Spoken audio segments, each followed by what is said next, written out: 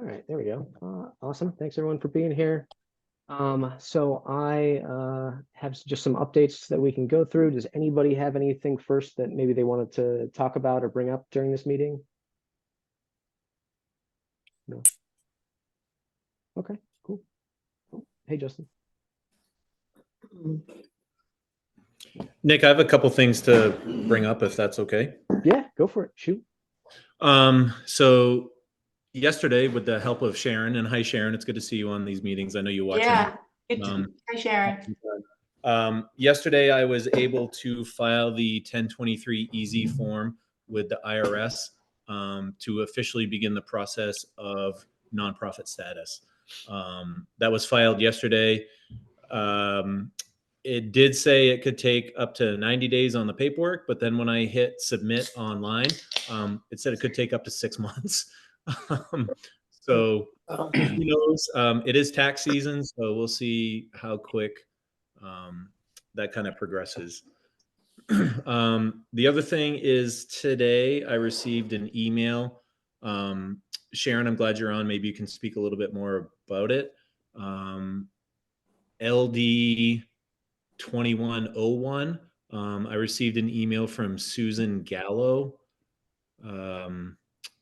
Not really sure what she does, but she's the executive director. Looks like Maine Lakes is what it said. I'm not sure if you're familiar with that name, Nick. I am, yeah. They made a post on Sabattus Pond Partners yesterday. I have not seen that. So yeah, it's just referencing LD 2101. They're doing a workshop session on it tomorrow. She's requesting people on Sabattus Pond to contact Representative Greenwood regarding that bill. I'm sure Sharon and I actually talked about this yesterday. So I don't know, Sharon, if you want to give a little bit more detail other than me reading her email verbatim. Well, LD 2101 it's a shoreline zoning enforcement bill. Was brought forth by Senator Nangle at the request of his constituents in Raymond because Raymond had the big violation with the person who tore up 500 feet of the shore frontage, replaced it with riprap, the whole big thing. It's been going on in court for a couple of years now. So they put in a bill to give some more teeth to enforcement for code enforcement officers and municipalities to allow them to lien properties that are in violation for costs incurred. It also gives code enforcement officers the ability to revoke standing permits and to deny any future requests for permits as long as a property is in violation.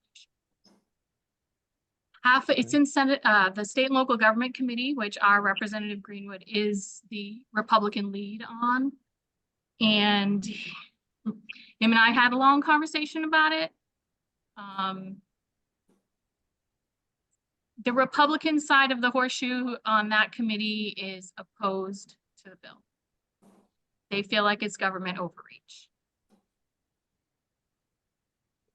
So I don't know what to say to convince him otherwise. I thought that he understood when we had a conversation about it, but when I watched the committee,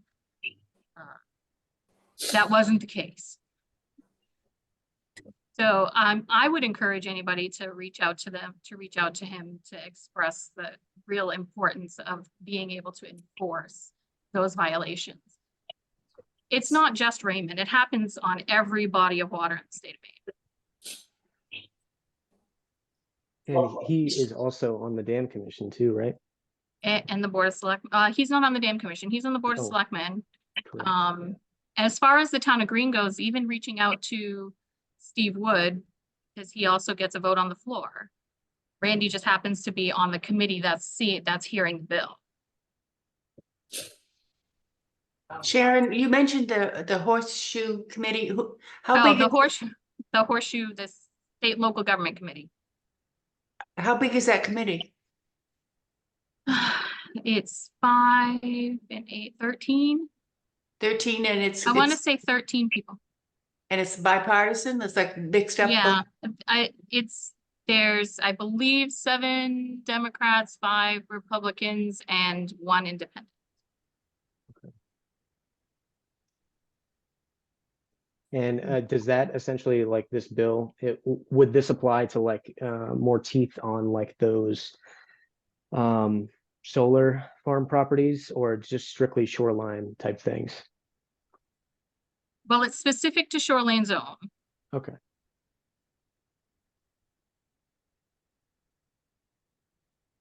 Alright. Awesome.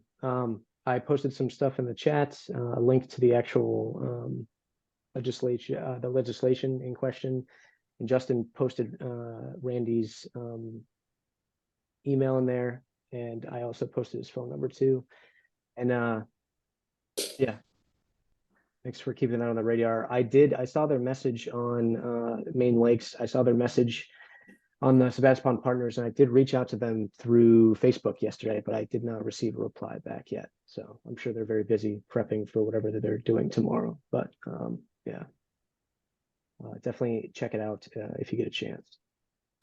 Yeah, and that's why I threw the email in there, because I think that would be easier than making calls, especially this time of night. I know yesterday I spoke with Sharon. I didn't realize that tomorrow they were doing another vote in committee. So it's kind of a time crunch with Susan sending me that email today and requesting people to reach out. Mm-hmm. Yeah, I can. So they did post. This is what they posted on. Well, let me share my screen again real quick.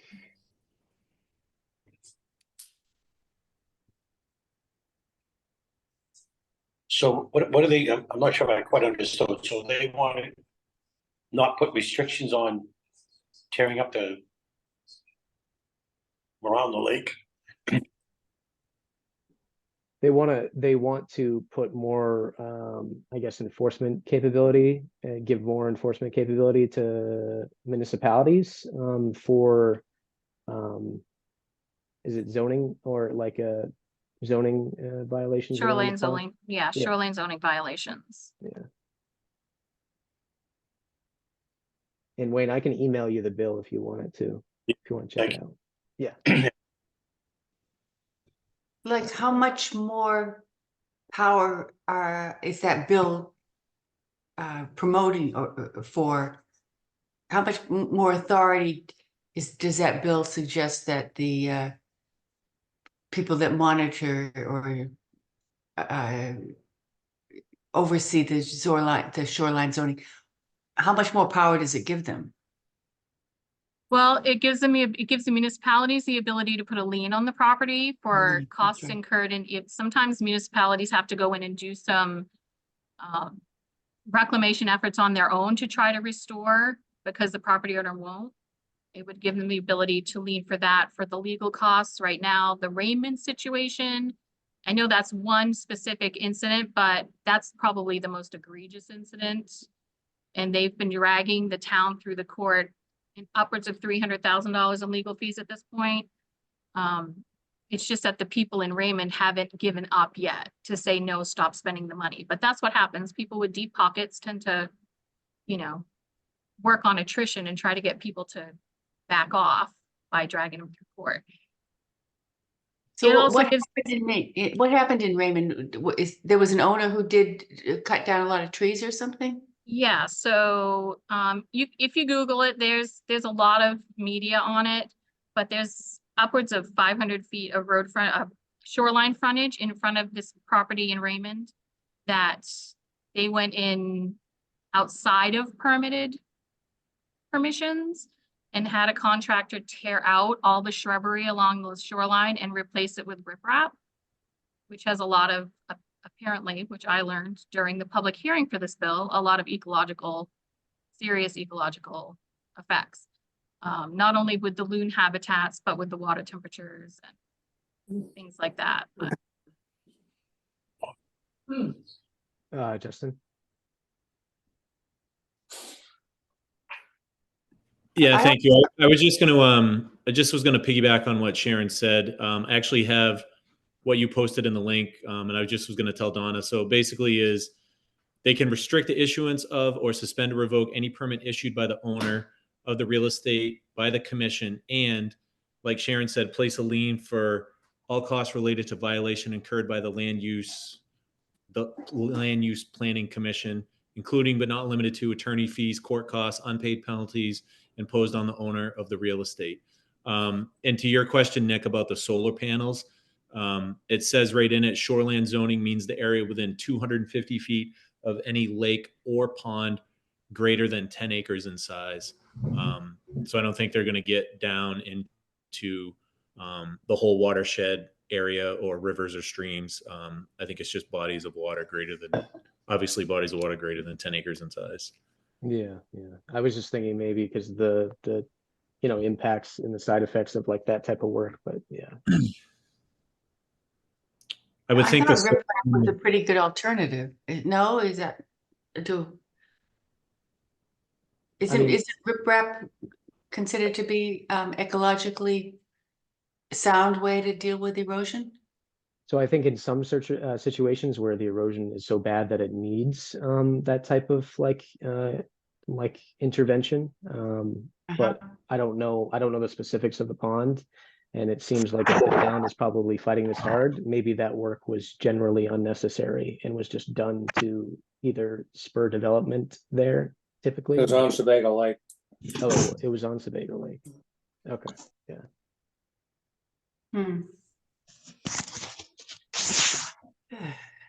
Yeah.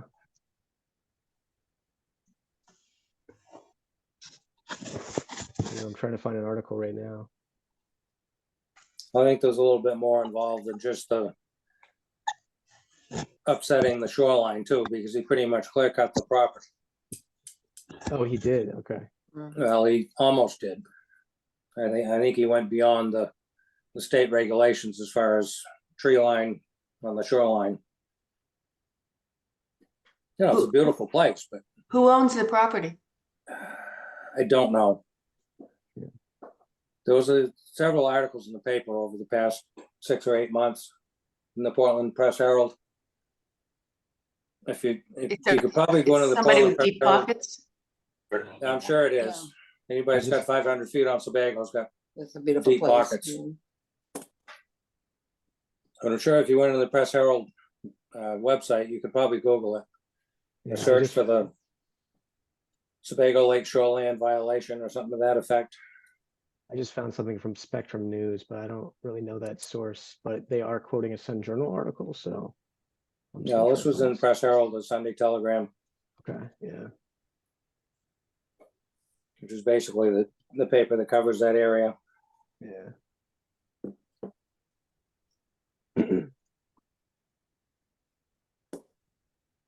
But they made a big deal out of it last summer. It came out in spring, I think we late might have spring talked or about it summer, I think, before. last year. Yeah, I think we might have talked about it before, if I'm remembering right. I had heard about that happening.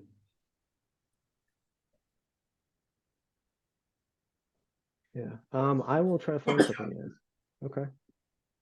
Awesome. Thanks for the explanation and bringing it to the attention. Anything else anybody wants to talk about? Oh, sorry. Go ahead. I don't know how to raise my hand. You're Like I unmuted. usually let Justin do that. Yeah. I'm just thinking about the shoreline regulation and thinking through all the properties on the lake that aren't to code and what that means for our neighbors and our friends who may be like draining their gray water. I mean, we all know people who skirt some or are grandfathered into these old regulations that do the lake no good. So it's sort of this balance of doing what's right by, people who've lived here for longer than me, and then what's right by the lake. So I'm just thinking through, we can probably look left and look right and see people who are kind of skirting some current regulations. And I wonder if any more oversight would help prevent more of, and the examples I can think of, people, again, draining their gray water right into the lake, those sorts of things, bypassing septic, those are problems that are going to continue to contribute to the phosphorus in the state of the lake. And I think anything we can do to preserve and conserve, we need to think about it, but Just to add to what you're saying there, Yeah, in some of the areas in Green and Wales, where they're all 50-foot properties, they don't even have legal distance between septic tanks. If right. they have septic tanks.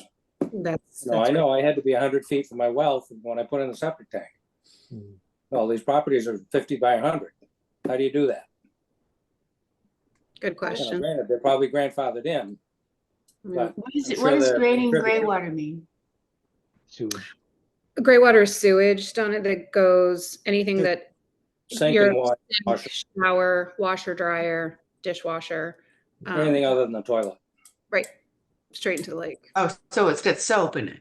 Exactly. Yeah, and other contaminants. Yeah, including like biological contaminants. Don't think too much about it, but yeah, there's a lot that too. Anyway, that's what I think about when I think about the regulation, and you don't want to step on people's toes, and people should follow the rules. And I, Well, like you said, that a lot of these properties are probably grandfathered in, and there may not be much you can do about it. So Other than like I do know- Sabattus, we've got the sewer system, so that helps a great deal. I do know, Ken, exactly what you're talking about with our property. We had to replace our septic system last year, in location to the waterfront and the distance to our well. Not only did the town of Wales have to sign on it with code enforcement, but it had to be approved by DEP in Augusta, because we were within that. So they had to take the design. Our contractor drove it up to Augusta. It got reviewed by DEP. It got stamped, and then they were able to install Right. the system here. So Yeah, we went through the same thing. That was one of the selling points when we bought the property in Sabattus, because we were on city sewer. Mhm. That was huge for me. So we dealt with the septic system down in New Hampshire for 35 years. Actually, it was a holding tank. We had to pump it every year. How many holding tanks are there out there that aren't getting pumped? Are too close to the water. Yeah. It's Yeah. it's a real gray area that they may or may not be able to do much about, other than like Justin says, when something has to be replaced. That's when they get caught. No one knows about it. Yeah, So they're nobody not- knows about it. Nobody's gonna say anything about it. But Sabattus is the only one that has any kind of recourse as far as preventing it with this sewer system in place. Even though it cost us $600 a year for sewer, it was still a huge selling point when we bought the place. And I mean, this is a great discussion point, because there are not only just like environmental factors, but there are social factors, like Leslie and Ken and Wayne had pointed out. And like, I know I've talked about this before, but there are trade-offs to certain decisions that are made, whether that be at the state level through legislation, or simply through what people value in supporting like a legislative like action like this. I mean, yes, it could definitely cause some people who have been grandfathered in to potentially have to shore up some of those like Well, like I say though, even if they grandfathered in, okay, you're grandfathered in, but that doesn't mean you don't have to maintain what you've got. Absolutely, yeah. And it's like these types of things are things that like I guess we all have to think about when we do this stuff. I mean, for me personally, it's more along the lines of like, how this impacts, 50, 60 years from now, because people who lived on this lake for this long, I'm sure they definitely enjoy it. And I'm sure they definitely, have enjoyed it for a long time. I think if you ask them if people in the future, they'd like them to enjoy it too, and experience similar things, I think they would say yes in most regard. I think the state, not just Maine, but a lot of states have a lot of unfunded mandates and things like that. Something that maybe potentially prompts change like this, like for someone who owns property on the pond. Maybe that's not something unfunded, but potentially there are funding avenues out there to help people and assist people to get those things changed. I don't know, but I mean, that's also a legislative option too. And hopefully something that is considered in that meeting tomorrow, if it already hasn't been.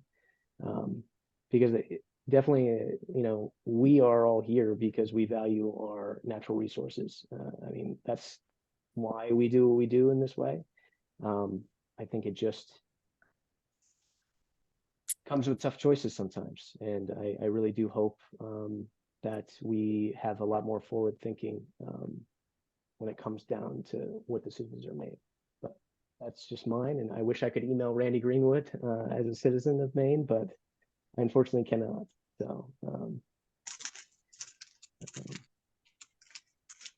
but great conversation, and that's exactly the type of trade-offs that I've talked about before, like in the social factors and the environmental factors, and how that affects the people that actually live there. So, Well, the term overreach of government is a great soundbite. certainly is, but whether or not that actually is the case, I don't necessarily think so. I think it's just more along the lines of trying to shore up our natural resources, which honestly is something that I think is important. So, yeah. Now, how does, probably a dumb question, but if you have a well that's 150 feet down in the ground, that's a long ways from your leach field. That's true. And if it's an artesian well, it's sealed at the ledge. That's what I mean. If it's, you know, if you're Still has supposed to to be 100 still has to be 100 feet from your septic tank. all right, if you're 100 feet underground, you're probably not going to get leach from your septic system into your well. Yeah, but they go But by the well head. They don't care Yeah. where the well is. They go with the head where you drilled it. Yeah. Yeah, I honestly don't know. And there's no dumb questions, Wayne, so don't worry about that. Yeah, The only dumb question is one you don't ask. very There true. you go. Yeah. All right. Anything else anybody wants to discuss? Well, they do have, I believe they have systems now that can take wastewater treatment plants and turn that into drinking water. They supposedly do. I've heard about them. Yeah. So Not sure I'd want to try it. I'll pass first glass. How's that? Now, these distance regulations have been in place since I built my house 40 years ago. So it's nothing new. Yeah. That's what I say, you know, how does somebody with a 50 by 100 foot lot meet those requirements? Because it also includes your neighbors. You have to be 100 feet from them too. Yeah. I agree with you. They have to go to holding tanks. All right. And those Uh, properties that are 50 by 100, where do they tend to be located? The whole lake. I mean, like maybe F. Sanborn Road. Most of the lake is sitting on 50-foot wide properties. Really? 90%. We're one of the few that has a double lot. Yeah, we Look around the lake. The houses are stacked right on top of each other.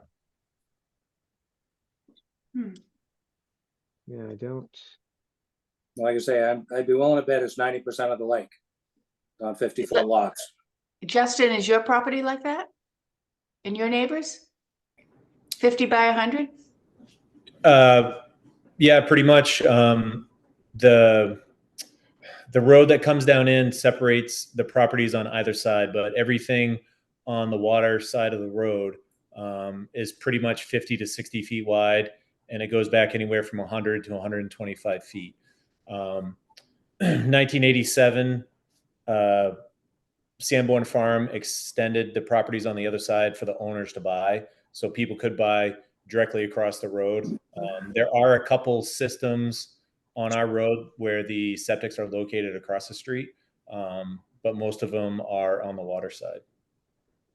So when our house, this was a seasonal camp, it just had a cesspool. We had 6x6 railroad ties dug into the ground that was there from the 1940s. And obviously we put in a septic system when we built, and another one 5 years later. How many more of those are out there? That's the big question. Yeah, and I know we've talked about this in the past, and Dan gave a good history lesson on, back in the 80s when they did this sewer department in Sabattus, and I think he said it was 600, if memory serves me correct, about 600 homes that were connected into that. So I think it's just mostly Green and Wales that don't have that option of waste removal. They have to do it on site with cesspool, tank, septic system, that sort of thing. Right. Yeah, it is just Sabattus on the town and city water. I don't think anybody from Green or Wales is on there, but. We have 2 homes on Sabattus's public sewer Oh, they do, okay. at the end of F. Sanborn Road. Oh, okay. They're probably connected to the same system. I would think so, yeah. Okay. Lou, I don't mean to put you on the spot. Do you want to give a little update about the dam commission meeting that happened? We met a couple weeks ago. We're trying to, we're waiting for another quote, the other quote on the repairs. We got one. We're going to go with that figure and make a pamphlet so that we can distribute them to all the residents in Wales, Green, and Sabattus so that they know what's going on and how much it's going to cost. Hopefully we're going to get a 10-year loan for the repairs. And what we're going to try to do is tell the people what it's going to cost each town, which is probably going to be a little under 400,000. Sounds like a lot, is a lot. But we're going to Doesn't sound like that. Doesn't sound that bad for the scope of the project. Well, it really isn't. I mean, as far as Green's concerned, the payback period for that is under 3 years. But we have to sell the people, especially the people who don't live on the lake, why should they be paying this? And we have to tell them why. And we should be able to come up with that. So that's what we're working on now. We're going to try to do a mass mailing once we get the pamphlets out. I haven't heard in a couple of weeks since we've met, but That's not a good argument. I mean, you could say to that person, well, why do I have to pay school taxes? I don't have any kids in school. I mean, it's the same scenario, Well, the big thing too is the shoreline increased taxes for shoreline property. No, well, that's it not, does. yeah. And the residents who live on shoreline pay a lot more. They pay each building that's on the water pays $70,000 more in assessment fees. Right. So the town gets an extra 152 for Green now, anyways. The town gets 152,000 more from the lakefront property owners. So if we can point that out to the non-lakefront property owners, then they'll see the benefit in that. Because otherwise than that, if we don't repair the dam, we're going to lose a lake, and we'll probably lose a lot of people that live on the lake because why live on the lake if it's not a lake? It's a swamp. It's a swamp. So, Lou, did they specifically say like what will happen if that dam isn't repaired? Did the state say something? Is there a letter of some kind like detailing that, or? From my understanding, the state's going to take down the dam. Okay, yeah. They'll give us a little time. If we can tell them we've got a plan here, we're going to do this in 2 years, which we're hopefully going to do it in 25. If everybody, all the 3 towns agree. If we can show that to the state, then they'll leave us alone. But otherwise than that, they're going to, from what I hear, they're going to take down the dam and we're going to lose the lake. Another thing to keep in mind too, Lou, is I was talking to Nick before everybody came on. There's a friend of my daughter's that was working for Quincy, Mass, for the city. Has just gone out on her own, but part of her job in the past has been to write grants for various different things. I'm going to put her in touch with Nick and see if we can possibly get something going in that direction. Not specifically not for the dam commission, but for like our group, Lou. But I mean, if you want to utilize this person, that's what Ken is saying. Yeah. We'll keep that in mind. Thanks. Yeah. We've had a couple of opportunities for grants, but we just ran out of time. because they needed to be submitted like now, and we just didn't have the time, so. Is now in relation to next year as far as the project? It would- Yeah, as far as the project, I think we're a little bit behind the 8 ball there, so I think we're gonna have to do it without the grant money for the repairs. Is there any chance that grant money would cover something that's already done? Typically not, from my knowledge, no. Yeah, No. no. I mean, there are like some reimbursement type programs for infrastructure out there, but it's usually very large stuff where cities will pay the cost and then be paid back by the federal government. So I know it's probably early in the game, Lou, but is there any idea of in the town of Green, how much property taxes would increase to cover that? Is it 10%, 20%? Or don't we know? Well, that's a Good good question. question. I thought of that today. And, well, you know, Nick, I don't, but I mean, if it's a 10-year bond, you know, if that cost is spread, if the $400,000 cost is per town is spread out over 10 years, I mean, that's just like $40,000 plus whatever small interest the bond is. So I mean, you're talking like maybe like, I mean, how many, depending on how many residents, maybe like 10, 20, $30 sometimes, I don't know. Right. I mean, Yeah. that's a no-brainer decision. No, $40,000 on a town budget is trivial. And that was Yeah. very rough numbers, so please nobody hold that. Yeah. Right. But if it's 10-year bond and it's around $400,000, that'd be just about a $40,000 payment a year. So I mean, and if Lou, if you're saying that the town of Green specifically gets 50 something thousand dollars 152,000 extra. in tax revenue just from lakefront properties. That's right. So I mean, like that $400,000, like over 3 years would essentially like, I mean, yes, you'd still have to pay the 400,000, but you'd break even after 400,000 after 3 years of that essentially, because if the dam repair doesn't happen and they do release the dam or they do break down the dam, then you essentially lose that profit over time, I would imagine. So I would like to, I mean, Lou, I don't know if there's anything official about stating that or if it was just spoken to people, but definitely like, I mean, if that is the case, I would definitely highlight and hit that point as well. Like that a state official was saying something, was you know, saying that's going to happen, because I mean, that's it's definitely going to impact the long-term viability of the towns and the tax revenue of the towns. So No You think- question. And what we're going to try to do is put it out in a pamphlet, mass mail it to everybody so that they can see what's going on. And then at each town meeting, when they have their annual town meetings, we're going to bring that up and hopefully the people will understand. I understand that there's somebody in Green, the selectman, that's dead set against this. So the other two towns doesn't seem that way, but Green has that person involved who really is dead set against it, and he has a lot of clout.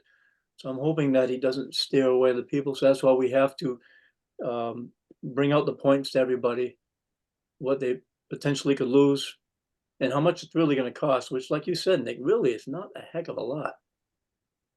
I mean, Do you know why he's Who's against that it? who's that person? Can't we say his name? I didn't say his name. I don't know if I should. Nick, can you say his name? I don't specifically know which one, so I don't want to say it, but if somebody's willing to, I mean, if he's it's a on public official. record, if he's promoting his position, well, why shouldn't we know who it is? I agree. I mean, he is an elected official, so. Okay, Right. his name is Boobier. Okay, thank you. Because the town of Green, if they drain that lake, so there goes my property taxes, shorefront property have got to drop because they don't have shorefront property anymore. So now the town of Green has got to make up that loss to pay for the schools and the fire department and all that kind of stuff. So the taxes are going to go up anyway. They have to make up the loss, that $185,000 or whatever you said it was. That's right. I hate- And all three towns have to agree. So Green is going to be the last town to go for their annual meeting. So if Wales and Sabattus agrees to go with this, but then Green doesn't, the whole project's called off. That's ridiculous. So we got to stick together. Yes. Got to get the word to the people in the town so they'll go to town meeting. Exactly. Vote for it. And vote for it. Justin? Yeah, thank you, Nick. I know these meetings are recorded and a lot of people watch them. So I'm going to put Sharon on the spot right now. With being I'm so sorry, Sharon. with being a town official and involved with the administrative work of that. Now with a $400,000 some odd bond, would taxes be increased, or is there a contingency fund, a reserve fund, or emergency fund, or how would that be paid on a yearly basis if it is a 10-year bond, at 1.2% interest rate or something like that? Could you just explain a little bit more of that technical aspect for us? Because I know a lot of people do watch these, and we're kind of just saying how we think it should go, but with being a town official, who pays the accounts, could you give us any insight into that? Thanks, Justin. So if the dam commission bonds out, it's $400,000 per town-ish is kind of what you're saying the share is. They're going to assess, it's going to become part of their assessment to us. Like every year they assess us for $3,000.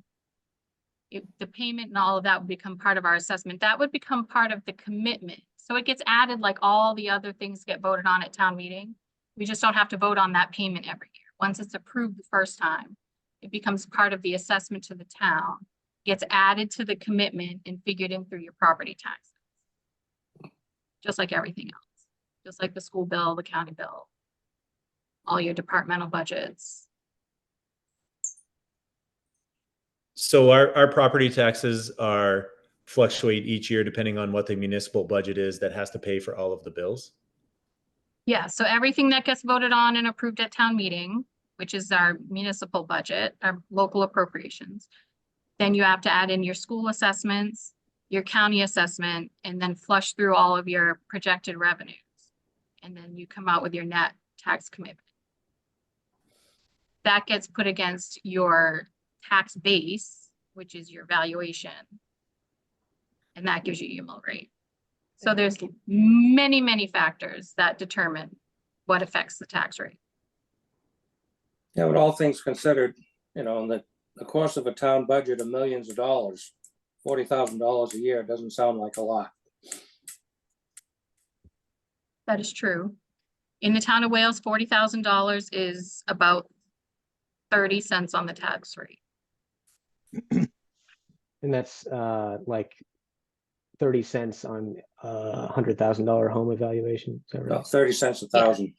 Yes, cents a that's for the thousand, town of okay. Wales, because our tax base is our mill raise is only takes $127,584-ish to raise 1 mill for taxes here. Green is about probably 2.5 times that. Sabattus is about 3.5 times that. So it's a lot less of an impact for them. But still I think a minimal. And also too, I know Sabattus has a pretty healthy undesignated fund balance or rainy day fund. I think last time I checked, it was over $1 million. Well, yeah, I think Wales is set at 700,000 no matter what. Is that right? yeah, we have a cap on ours. Yes. And I mean, I don't know about anybody else, but it seems like this might be a good use of a rainy day fund. But Well, based on rough numbers, on my property, it would amount to about $75 a year. At a 30 cent per mill increase. Just as rough numbers. There's something to work with. yeah. And all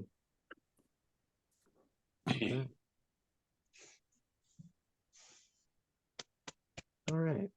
Thank you, Sharon. I appreciate you. Yeah. Thank you, Sharon. Yeah. Please come back. You usually fall on my school board meeting nights, Nick. Huh?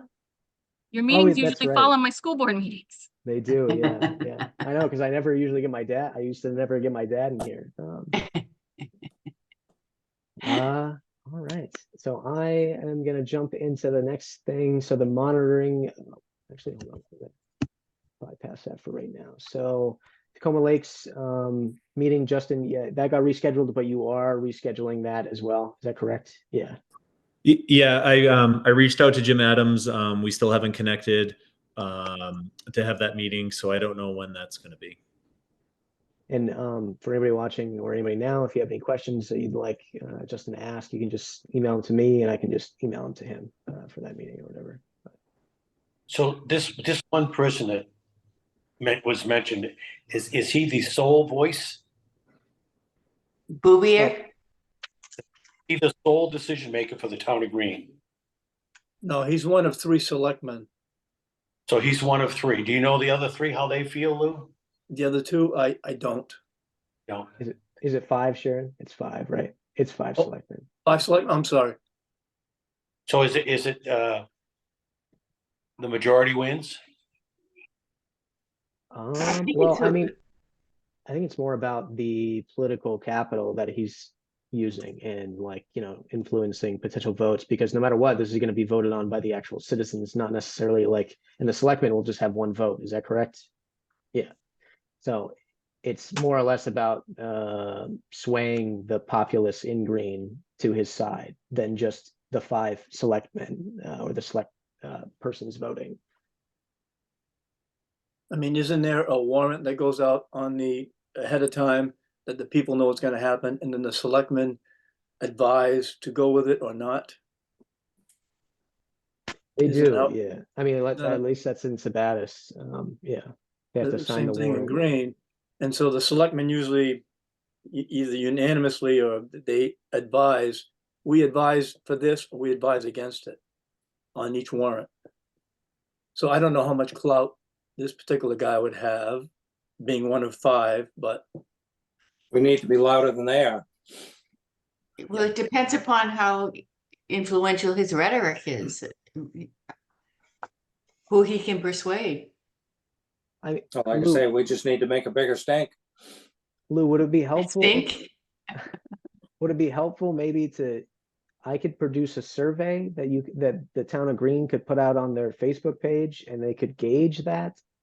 I mean, would that be helpful to just understand what the not, as the kids say, what the vibe is there? well, I like that idea. Yeah. I think the first step is to at least try to educate people with this mailing that we're going to put out. Yeah. People have no idea, and if they're hearing it from sources like him, it'd be good to hear the other side of what, you know, what's going on. So maybe after that would be good to have a poll or something. Yeah. I think, and I don't know anything. I think if people could see it, what it would mean to their taxes. So I'm paying $100 and now it's going to go up to $1,580. You know, I mean, they could put it in that perspective instead of saying we're going to come up with $400,000. You know, that's a lot of money for somebody only making $40,000 a year. But if the impact on the actual taxpayer to your property, it really is minimal. And I don't think whoever this representative is, I bet he doesn't present it that way. That's just how politics work. Right. You know, he's just looking for a vote. And, you know, there are some people that no matter what you put in front of them, they're going to put a stamp on it, no. But if you can put it down and say, dollars and cents means a lot to people. And that's. Well, it's not just the tax rate either. It's the accompanying infrastructure business that comes along with the lake. Yes, Right. I mean, you're right, it's huge. And I guess so politics just get to me. But that's the world we live in. And I always have a problem with one person having all that control. There has to be other options for town who want it. You know what I'm Well, saying? it's a matter of getting the people to go to town meeting. Hey, Lou, Well, I think the mailer's a good idea, Lou, but I also think that the social media outreach would be another good way to maybe extend ourselves to a younger generation. Oh, Agreed. between our page and their page, What? between our Facebook page and the Sabattus Pond page and the Green page and everything else we can find. Yeah. Yeah, I agree. And not only do we have to point out to the people, yeah, our taxes are gonna go up this, but we have to point out what happens if we don't go with this, if we don't do the dam. Here's what's gonna happen. There you go, Lou. how much it would cost The- each person if there was no lake and we weren't paying taxes. The bottom line is, if you don't do it, if you build a dam, your taxes are gonna go up. That's, if you don't do the dam and you drain the lake, your taxes are gonna go up. That's right. Even more. Exactly. I mean, you have to use, not you, we people have to use common sense, because somebody else has got to pick up the tab for the shorefront property because their taxes are gonna go down. Good point. And it's all how you present it. I'm not sure how to do that, but somebody's got to present it in a good way so that people will understand this and go accordingly. Exactly. Well, and Nick has been able to provide us with the language about I think is it called the epoxidation of the lake? If it hypoxia and epoxia, Yeah. what would happen if we have epoxia on our lake, that it would just basically destroy itself from within? I mean, maybe you can expand on that. I think that if we had that scientific language a little bit more at our tongue tips, we could present that information better. I definitely, yeah, it's if a eutrophic pond goes hypoxic, it, you know, essentially it loses the amount of oxygen that's in there. That fish still breathe oxygen in the water, and the plants need you know, or the like the zooplankton need oxygen in the water, and like when the oxygen is depleted from intense algae blooms, it has a tendency to exponentially spiral. And like that's why you see these things where these massive fish die-offs in like around the Mississippi Delta, and like and ponds all across the world, honestly, and lakes all across the world. I mean, it just gets to a certain tipping point and then it just transitions quickly. But I think with the dam commissions thing, it's definitely like the framing that needs to be done is the framing of the tax issue and the financial aspect of what they were talking about. I mean, because like if it doesn't happen, I mean, honestly, I love this group and I love what we do, but there's not going to be much for us in that way. You know what I mean? And I think I've said that before.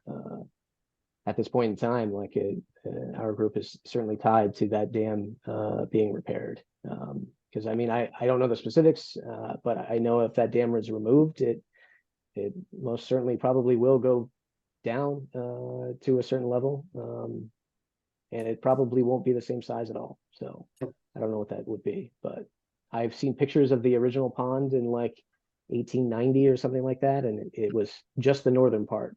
That's it. So I don't know if that's the case now still, with, you know, over 100 years of moving water on top of it, but I imagine it might play a part where that. Well, another thing to keep in mind too is that somehow this whole pamphlet needs to be worded to a point where you can keep it as brief as possible, but get the point across. Because if you make it too wordy, people aren't going to read it. Too scientific. Not too scientific, right? Yeah, it's still, better, you know, hit them in the wallet and move it from there. I still have my conspiracy theory, Nick. About what? I still think, I'm sorry, but I still think somebody wants that pond drained because they have a better use for it, for the land. Oh my God, I haven't heard you say that before, Wayne. I didn't know you had that conspiracy theory. Look at the solar farm side. all the solar farms that are going up all over that area. What a perfect place to put a big, huge solar farm. Oh, my God. 1,900 acres. Yeah, you, there you So go. Wayne, Wayne, who do you think owns that land? Well, the Oh, town of, all three towns will take it, but somebody's, well, whoever owns the green side of it has some interest. And I'm a conspiracy guy. I'm just gonna. Yeah, Some- I mean, let's try this. I definitely appreciate everybody's opinions and love to hear them, but let's stick away Yeah. from stuff like that. I think the state owns the pond, right? No, We don't each own a piece of it? I don't think so. My landline stops at the water, according to the town map. Confirm to me, Nick. I don't care. No, We no, don't I own, know. we But don't own just out people to the middle of watching, it somewhere? The town does. Lou, do you happen to know this person's perspective of why they think this way? I don't, I'm sorry. I just found out about it. Real disappointed. I hope he Maybe listens. because he doesn't have waterfront property. I Yeah. might be able to shed a little light. Please. I watched all of their meetings, all of their selectmen's meeting, and I watched their last town meeting. You can watch them on their website. At their town meeting, when they came up for the dam commission's $3,000, the big discussion is why Sabattus Pond gets money, but Allen Pond doesn't get money, or any of their other ponds don't get money. So there's a little bit of internal strife going on there with that situation. Now, they're not asking for money, so that could be one of the reasons why they're not getting money. But so I think he's really feeding on that. The rest of the board, I don't get the impression that they're on that same page. Do the other ponds have a dam that needs to be repaired? Well, I know in that town meeting, the discussion with Allen Pond was that theirs was taken care of privately by their little group. But, and if you watch their meeting on their town meeting and find that spot, it's quite an interesting discussion. Okay, I definitely will. Here's to hoping Sabattus starts recording their select board meetings. I love the way Sharon gives us another perspective on what's going on. I mean, it's super important. I mean, if that's the position that's behind it, or the perspective that's behind it. I mean, yeah, it's good to know. It's good to know when framing communication material, I think. So, and it's also good to know that it's maybe just the one selectman out of 5. And then, yeah, I guess it's just a gamble about how persuasive is that one select member. So, Lou, I know I've said it before, but if the damn commission wants any help with communication or framing or message crafting, I'm more than willing to help. So I'll say it again, but yeah. Thank you. I think they're aware, and we'll certainly, once this gets going a little bit further, which I hope is getting it quickly, we'll let you know. Thank you, Nick. Yeah. All right. I love that word, message crafting. Oh, That's message why you've gone to school Yeah. and you've paid all these bills that you have to pay back. Yeah, tell me about it. That's why I'm going into public. That's why I'm in public service. It's because it's forgiven eventually. Well, not one of the reasons, but Leslie, Justin. Yeah, thank you, Nick. Sorry, I muted my camera so I could do some internet searching here while people were talking. Again, I know this was recorded, so I just want a quick Google search of what I found. When you Google who owns a lake, there is a Maine statute that says boundaries along great ponds, which is defined as any body of standing water with a surface area of 10 or more acres below the normal water line as it stood at the time of conveyance. Title rests with the state. And this was published in April of 2018. So I think that property owners own their property line to the shoreland, and then the lake itself is owned by the state, regardless of what municipality it's located in, is how I interpret that language. I always Thanks, viewed it as like Justin. yeah, thank you. I always viewed it as like an eminent domain type thing for the state. Yeah. Awesome. So we're gonna have a big windmill farm in the middle of the lake pretty soon. We don't know anything about that, but yeah.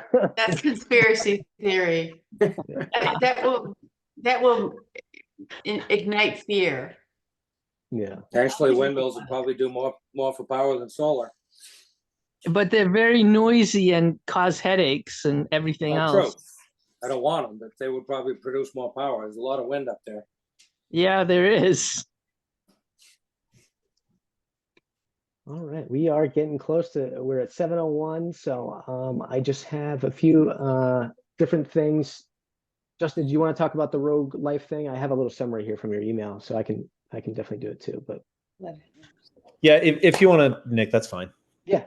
So Justin went and spoke to Rogue Life. I said Rogue One, sorry, Star Wars brain. Rogue Life about the potentially getting some like swag printed for fundraising activities for us. So we just need to redo the logo because it has too many colors in it. I love the logo, it's great, but I think we just need to reduce the amount of colors. Is primarily what they said, so we can print it on like t-shirts and stuff and potentially like use it as a fundraising tactic. They didn't have coffee mugs, but we can certainly get that from someplace else because I know we had spoken about coffee mugs specifically before. There are minimums per each order, and I imagine we'll probably get better numbers on that once we get a clearer order of what we're going to do. And the turnaround time is generally 2 to 3 weeks. So we're just, the steering committee team is just waiting for some more comment on some of that stuff, and then we're going to get the logo redesigned and then push this stuff out too. So it's great to hear too about the nonprofit status form filed yesterday, so thanks for that. And then that is actually all I have. Yeah. Oh, actually, one final thing, the reducing meeting frequency to bi-monthly or monthly. So a lot of stuff is going on behind the scenes. Your steering committee is working very hard, doing stuff. I am doing a lot of admin stuff behind the scenes too. And sometimes like those things take a little bit longer. So we might not have many updates, like if we do the weekly meetings type thing. And just, as we're going, we have a pretty solid dedicated group too. Moving to a less frequent meeting cycle. Definitely nothing less than once a month, but certainly something I think we should discuss and hopefully decide tonight. Does anybody have any strong thoughts about moving to monthly or bi-weekly? So like 2 times a month or 1 time a month instead of what we normally try to do, which is once a week. And we've had a couple holidays and, we always try to miss the damn commission nights too, so people can go to that. So I'd say for the past couple months, we've been typically like 3 times a month. Second and fourth Wednesday would work. Second and fourth Wednesday, okay. Or how about when needed, Nick? If you feel nothing's happened that week, then you say, well, let's meet the following week, or when something needs to be brought up. Does it have to be a certain time? I mean, second and fourth might work, but what if nothing happens in those times? Or what if something does pop up in between that? Yeah, I mean, that's great points. I definitely would at least like to do once a month, even if there isn't an update, just to keep it consistent. Yeah, I think just in having conversation, something comes up. Yeah. I mean, just when we're here together, even the 6 of us or so, there's probably lots of stuff that we haven't even had time to express. Another concern, short time. One of the concerns that I had too is if you separate them and spread them too far apart, people get busy with other things and forget about it. The consistency of being every other week, at least it helped me remember to be here. Okay. I like every other week. Yeah. I said that as well, bi-weekly. He did, yeah. Email, yeah. Okay. Maybe a quick, even if it's only 15 minutes, we check in, nothing going on. Thank you for those who like. Well, and I mean, sometimes we have meetings that only last like 45 minutes. Other times, I know we've had them have lasted 2 hours before. So, it certainly depends on like what we're talking about. And, I'm definitely not one to try to stifle any type of good discussion. So, Yeah, we can certainly move it to bi-weekly.